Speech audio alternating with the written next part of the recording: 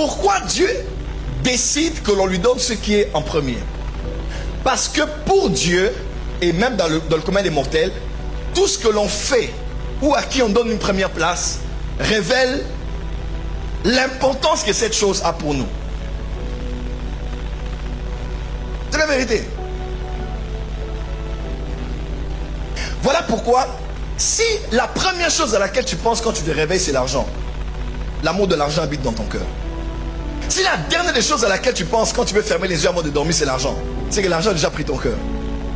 Quand tu te réveilles le matin, du lever du soleil jusqu'à son coucher, que ton nom soit sanctifié.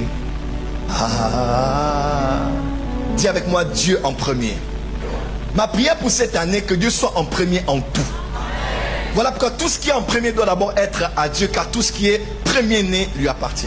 La différence entre Caïn et Abel, c'était autour de quoi? Quelqu'un dira, non, c'est du favoritisme. Ou Caïn était la descendance du serpent. Aucun verset ne le prouve. Mais on voit clairement que Caïn a pris le fruit de la terre et il a donné à Dieu.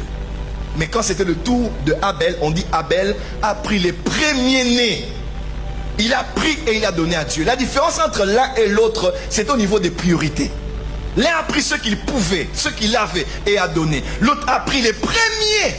C'est-à-dire le reste peuvent attendre, mais ce qui est venu en premier doit être à Dieu qui était en premier au commencement. Dis avec moi, God first.